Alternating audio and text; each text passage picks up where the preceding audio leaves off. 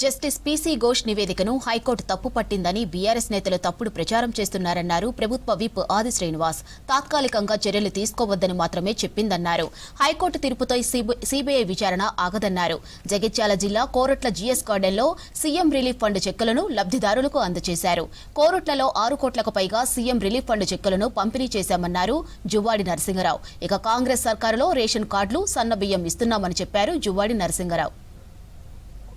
కాళేశ్వరము ప్రజల కండ్ల ముందే కూలిపోయినటువంటి సందర్భాన్ని గుర్తు చేస్తూ ప్రజల సొమ్ముతో నాణ్యత లేని కట్టడము దోచుకోవడానికి దాచుకోవడానికి నిర్మాణం చేసేది తప్ప తెలంగాణ రైతాంగం పైన ఇలాంటి ప్రేమ లేదని ఆరోపణ మొదటి రోజు చెప్పినట్టు సందర్భం.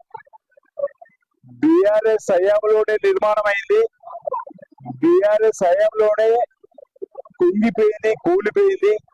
ఈ 2 సంవత్సరాలు కాళేశ్వరాన్ని వాడుకోలేదు. దానిపైన పీసీ ఘోష్ గారి కమిషన్ ని రాష్ట్ర ప్రభుత్వం వేసింది. వారి నివేదిక ఆధారంగా సిబిఐ విచారణ జరుగుబడి రాష్ట్ర శాసనసభలో ఒక తీర్మానం చేసి జీవోను కూడా తీసుకొని సిబిఐ విచారణ చేయాలని చెప్పి కేంద్ర ప్రభుత్వం పంపడం జరిగింది. వాస్తవాలు మన కళ్ళ ముందే కనిపిస్తుంది. మన కళ్ళ ముందే కాళేశ్వర నిర్మాణం గొప్పలు ఆహా ఊహ అని చెప్పి మన కళ్ళ ముందే కుంగిపోయిన కాళేశ్వరం చూసినాం. వాస్తవం అది. కానీ ఈరోజు బీఆర్ఎస్ సంబంధించిన నాయకులు హైకోర్టు తీర్పు ఏదో వచ్చింది, మాకు క్లీన్ చీట్ అని చెప్పిన మాట చెప్పుకుంటున్నారు. ధర్మం, న్యాయం, పెద్ద పెద్ద మాటలు మాట్లాడుతున్నారు. తెలంగాణ రాష్ట్ర హైకోర్టు కాళేశ్వరంపై ఇచ్చిన తీర్పులో ఎక్కడా కూడా వారికి క్లీన్ చిట్ ఇవ్వలేదు.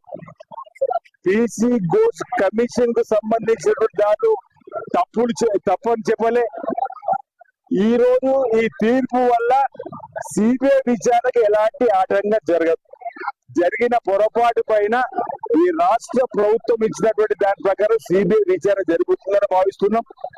టెక్నికల్ సంబంధించిన అంశాలపైన నోటీసులు ఇచ్చేటువంటి సందర్భంలో ఏదైనా మాట్లాడుంటే ఆ తీర్పు తుది పాఠాన్ని రాష్ట్ర ప్రభుత్వం విన్న తదుపరి ఏం చర్య తీసుకునే ప్రయత్నం